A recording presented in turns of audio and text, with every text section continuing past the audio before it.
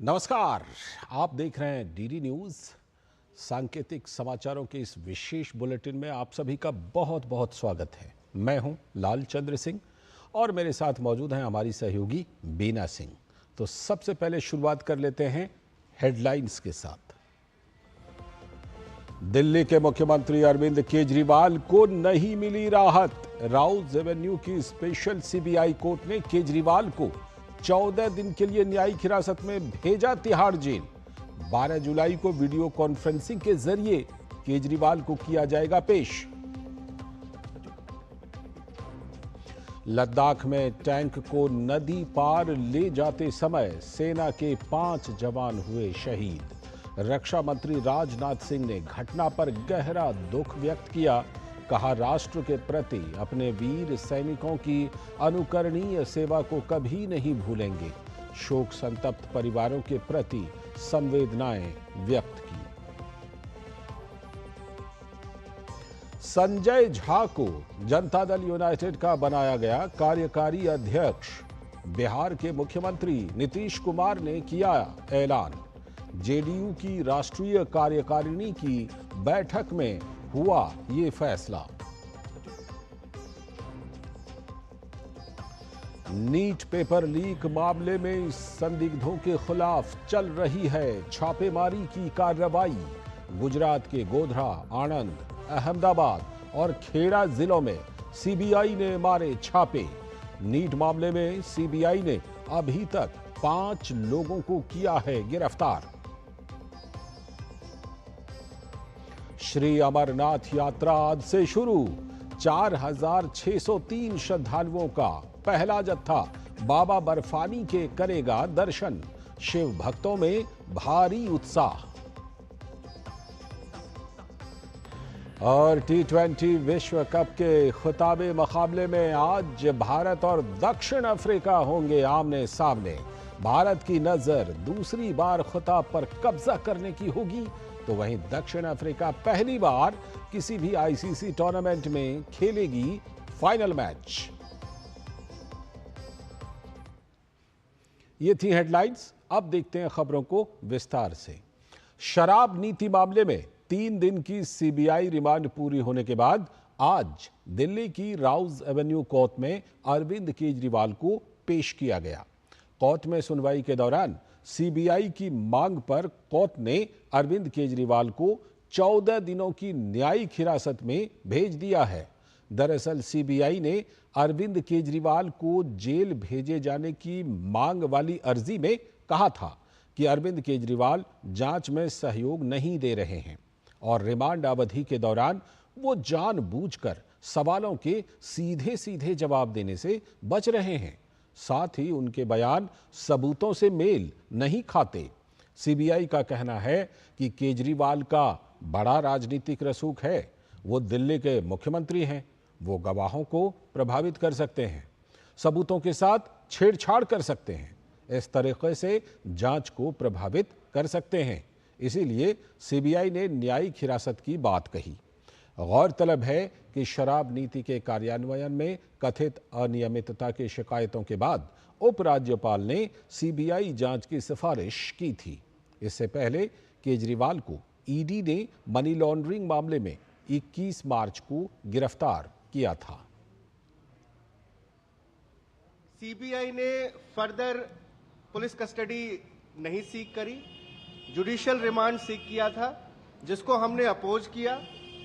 हमने कहा कि सीबीआई के पास कोई ग्राउंड नहीं है कि उनको जो है फर्दर जुडिशियल रिमांड में भेजा जाए।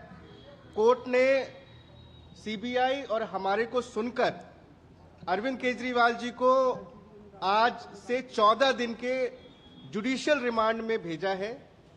अब अरविंद केजरीवाल जी को 12 जुलाई को फिर दोबारा कोर्ट में पेश किया जाएगा। जो उनकी मेडिसिन चल रही हैं वो उनको मिलते रहेंगी। जो उनको ग्लूकोमीटर वगैरह जो अलाउ किया गया था वो भी कंटिन्यू रहेगा, और जो उनका प्रिस्क्राइब्ड फूड है वो भी जो है वो उसी हिसाब से कंटिन्यू किया जाएगा। और अब अगली खबर, लद्दाख क्षेत्र में टैंक युद्ध अभ्यास के दौरान 5 सैनिक वीर गति को प्राप्त हो गए।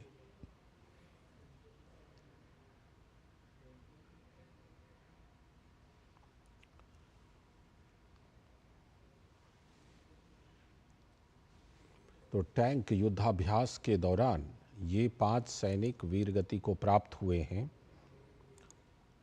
रक्षा मंत्री राजनाथ सिंह ने इस पर शोक जताया है।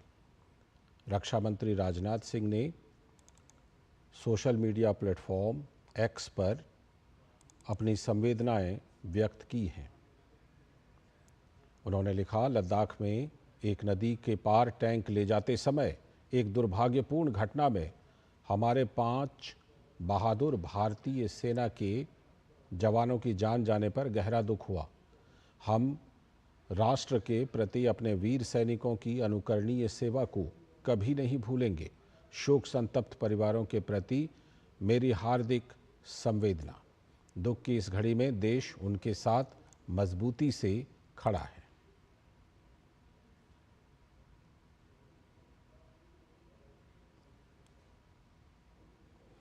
और अब अगली खबर, जनता दल यूनाइटेड के राष्ट्रीय कार्य समिति ने सर्वसम्मति से पार्टी के राज्यसभा सांसद संजय झा को जनता दल यूनाइटेड का राष्ट्रीय अध्यक्ष चुना है।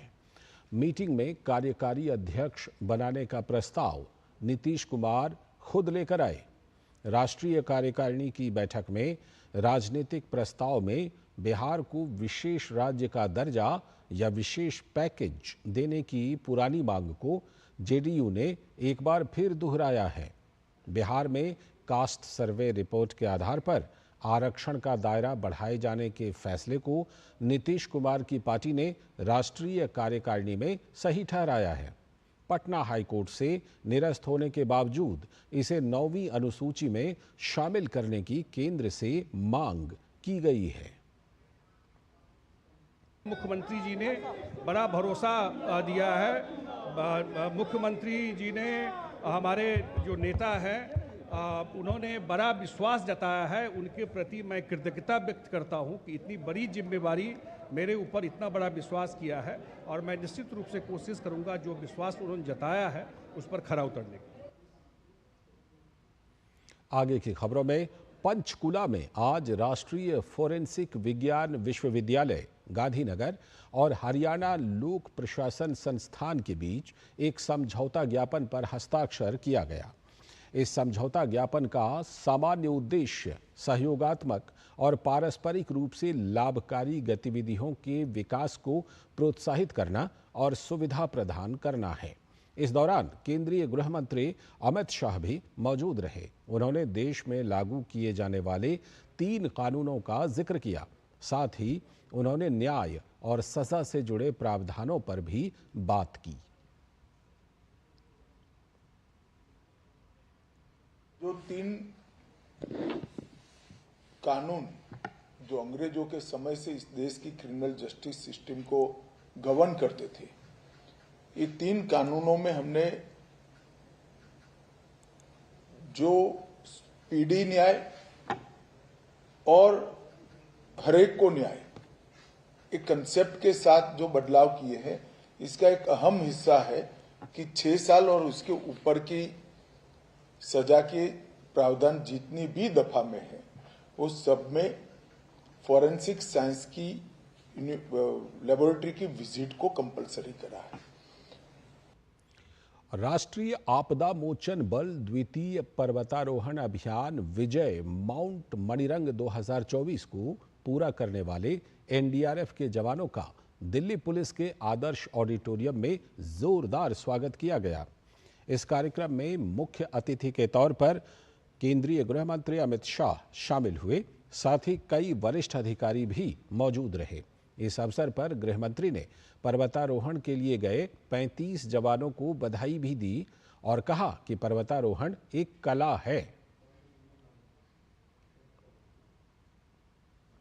पर्वत आरोहण ये सिर्फ एक आर्ट नहीं है, ये जीवन जीने की कला है। जीवन में कई सारी घटनाओं का आपके जीवन को आप रिवाइंड कर कर इसकी फिल्म देखेंगे तो पर्वतारोहण में आने वाली सब कठिनाइयों के अलग अलग प्रकार की कठिनाइयां कुछ और स्वरूप में आपके जीवन में आई होगी।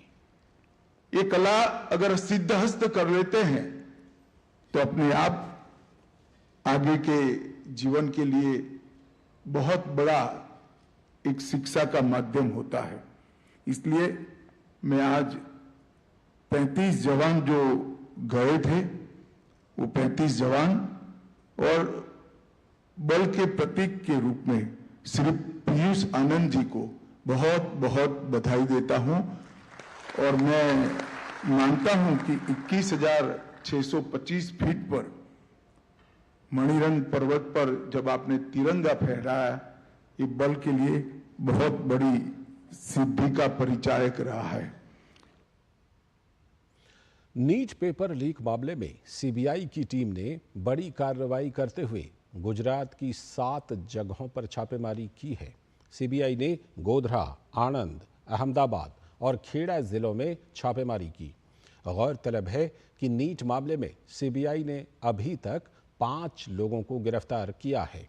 नीट मामले में ही सीबीआई ने झारखंड के हजारीबाग से एक और व्यक्ति को गिरफ्तार किया है। गिरफ्तार व्यक्ति पत्रकार और कॉलेज के प्रिंसिपल को मदद कर रहा था। और नीट पेपर लीक मामले को लेकर बिहार में सीबीआई ताबड़तोड़ कार्रवाई कर रही है। बिहार के हजारीबाग से गिरफ्तार 3 लोगों को सीबीआई आज मेडिकल कराने के लिए एलएनजेपी अस्पताल लेकर गई। इसके बाद उन्हें सीबीआई ऑफिस लाया गया, जहां उनसे पूछताछ की गई। सीबीआई को कोर्ट से उनकी रिमांड पहले ही मिल चुकी है। वहीं दूसरी तरफ सीबीआई के 15 सदस्यों की टीम पटना के बेऊर जेल में बंद 13 आरोपियों से लगातार पूछताछ कर रही है।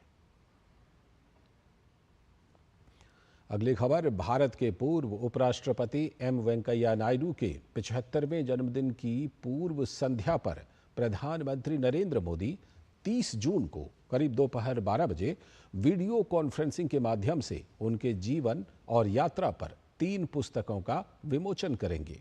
यह कार्यक्रम हैदराबाद के गाचीबोवली में अन्वय कन्वेंशन सेंटर में होने वाला है।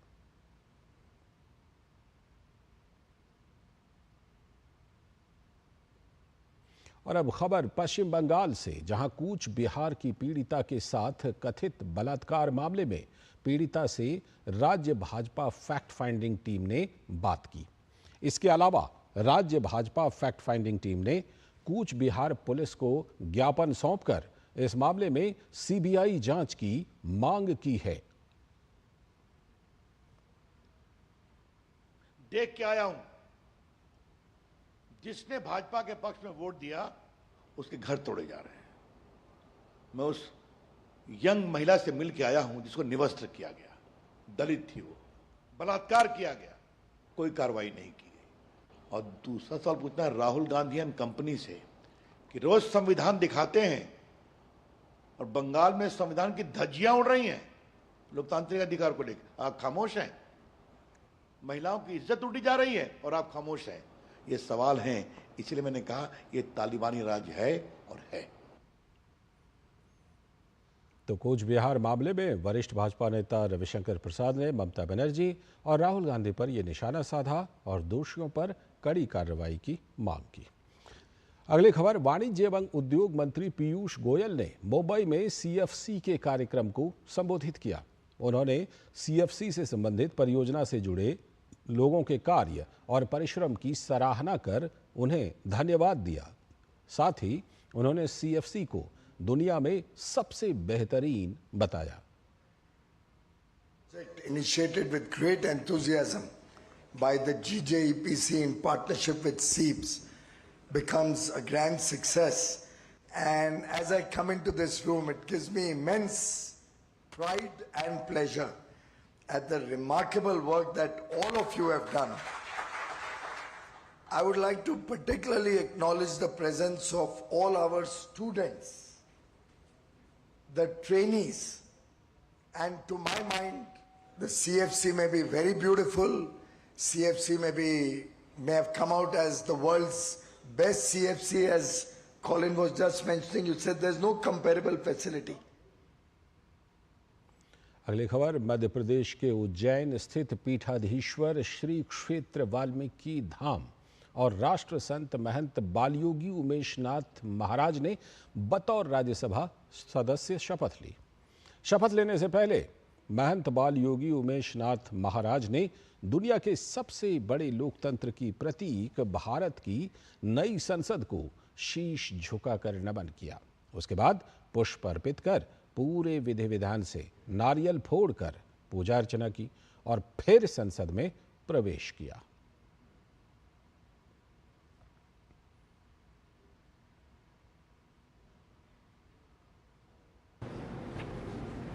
मैं बालयोगी उमेशनाथ जो राज्यसभा का सदस्य निर्वाचित हुआ हूँ, ईश्वर की शपथ लेता हूँ कि मैं विधि द्वारा स्थापित भारत के संविधान के प्रति सच्ची श्रद्धा और निष्ठा रखूँगा। मैं भारत की प्रभुता और अखंडता अक्षुण्ण रखूँगा।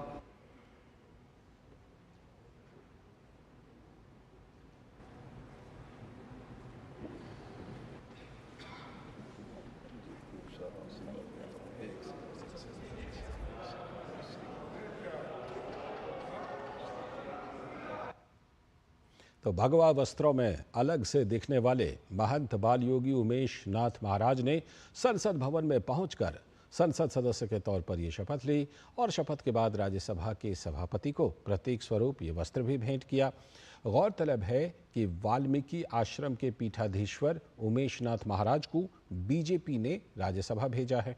महंत बालयोगी उमेशनाथ महाराज देश के सर्वमान्य संत एवं क्रांतिकारी राष्ट्रवादी विचारक हैं।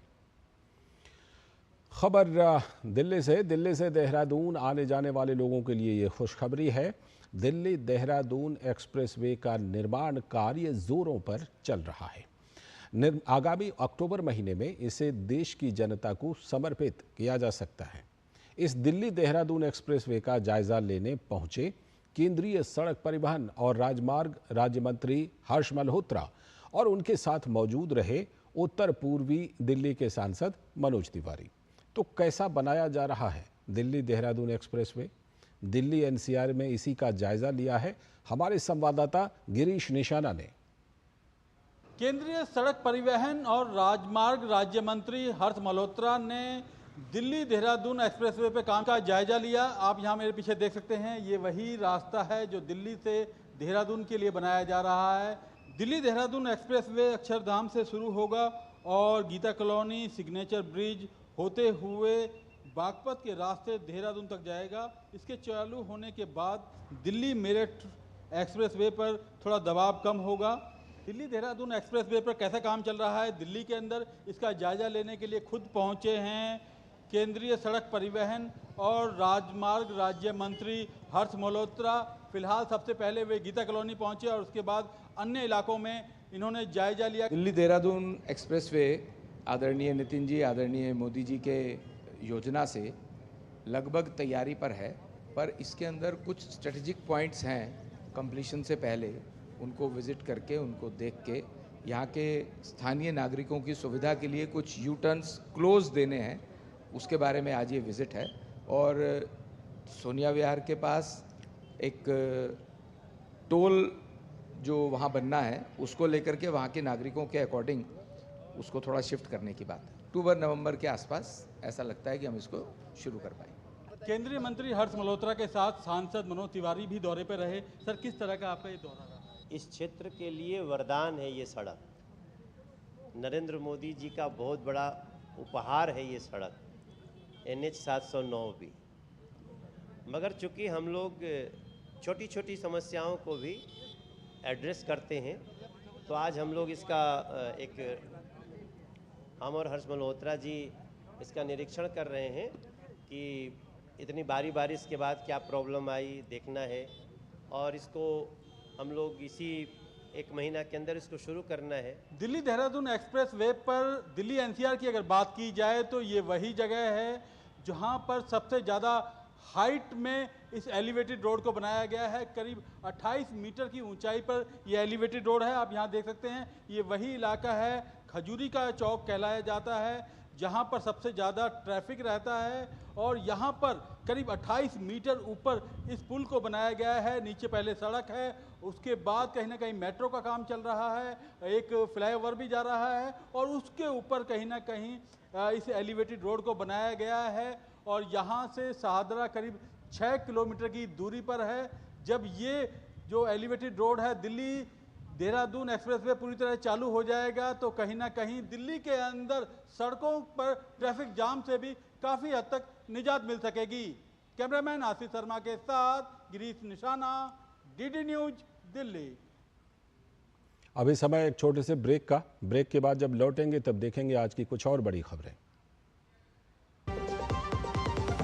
MDH का किचन किंग किचन में हो तो हम सब कुछ बना सकते हैं। बैंगन का भरता, आलू गोभी, भिंडी मसाला और भी बहुत कुछ। MDH। बात जब पीढ़ियों के लिए बनने वाले घर की हो तो जिम्मेदारी बड़ी हो जाती है। गैलेंट समझता है ये जिम्मेदारी। अब डबल M रिब्स के साथ गैलेंट एडवांस TMT रीबार, निर्माण का रियल हीरो। ब्रेक के बाद एक बार फिर से आपका स्वागत है। आप देख रहे हैं सांकेतिक समाचारों का विशेष बुलेटिन। आगे की खबरों में, बीजेपी के नेता प्रवीण शंकर कपूर द्वारा आप नेता आतिशी के खिलाफ दाखिल मानहानि के मामले में सुनवाई 23 जुलाई तक के लिए टल गई है। आतिशी वीडियो कॉन्फ्रेंसिंग के जरिए अदालत में पेश हुई। कोर्ट ने कहा कि आरोपी को भेजे गए समन का पता गलत था। कोर्ट ने आतिशी को अपना सही पता अदालत को देने का निर्देश दिया है। प्रवीण शंकर कपूर ने कोर्ट में दायर शिकायत में कहा है कि आतिशी एवं केजरीवाल ने भाजपा पर आम आदमी पार्टी के विधायकों को पैसे देकर तोड़ने का आरोप लगाया था, जिससे पार्टी की छवि खराब हुई है। खबर उत्तर प्रदेश से। अयोध्या राम पथ निर्माण लापरवाही मामले में PWD विभाग ने बड़ी कार्रवाई करते हुए 3 इंजीनियरों के खिलाफ कार्रवाई की है। प्रमुख सचिव PWD अजय चौहान ने लोक निर्माण विभाग के अधिशासी अभियंता ध्रुव अग्रवाल, सहायक अभियंता अनुज देसवाल और अवर अभियंता प्रभात पांडेय को निलंबित कर दिया है।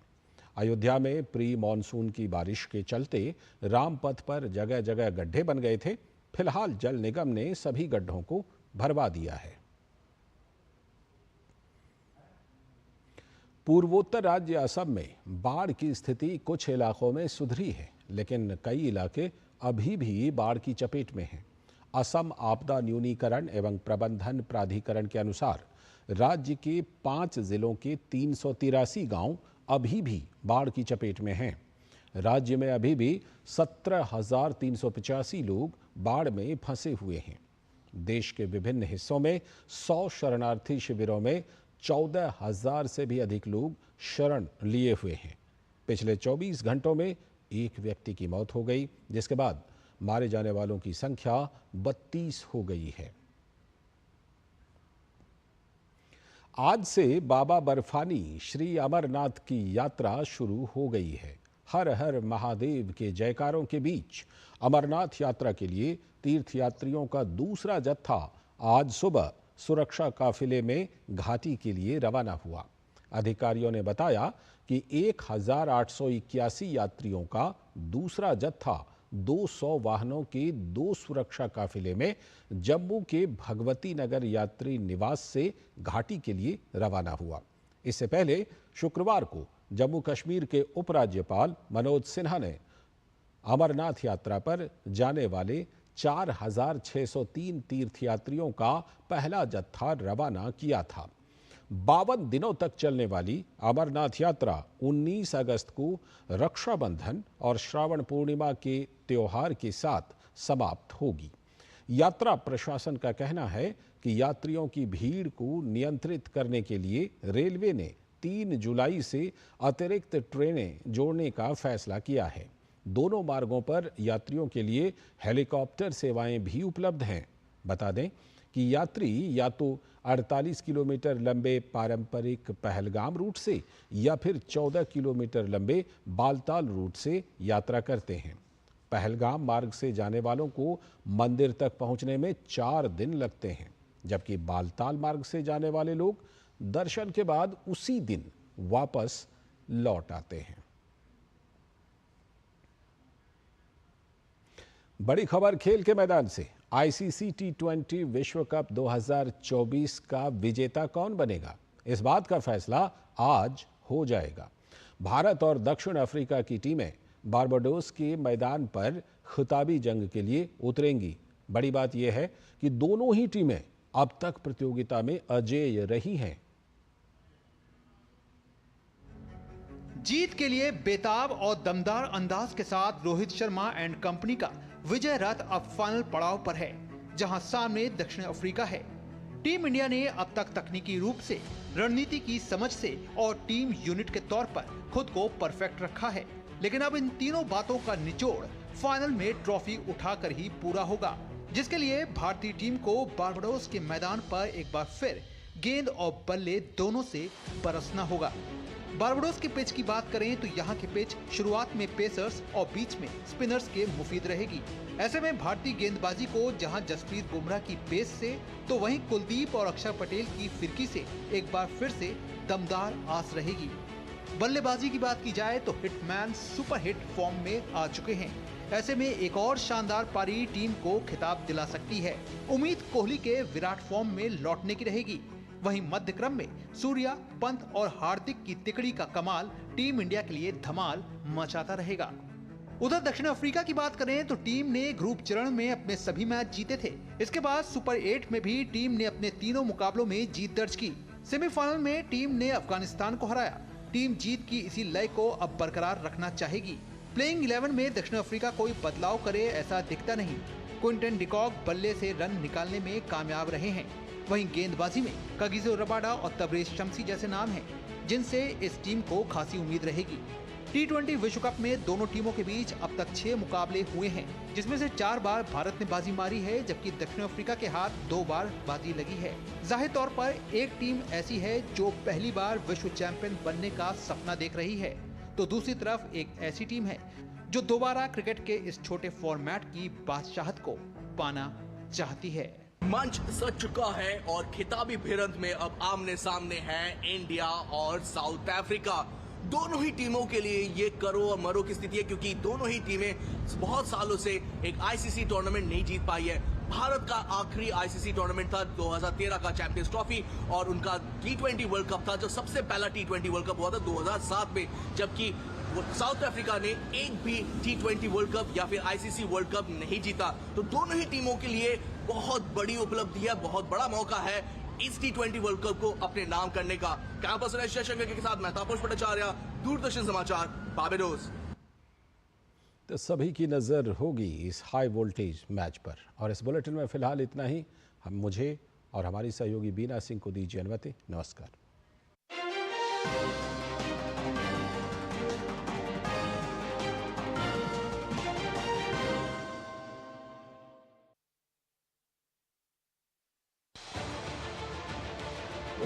उत्तर से दक्षिण तक, पूर्व से पश्चिम तक, देश हो या दुनिया की खबर है तो पड़ताल जरूरी है। देखिए हमारे साथ मेरे पीछे भारत की सबसे एजेंडा भारत का है और किस तरह से एक नई इस वक्त लोगों को अगर स्वरोजगार से आपने तो इसमें सोमवार से शुक्रवार दोपहर 3 बजे सिर्फ DD न्यूज पर। इस वक्त के प्रायोजक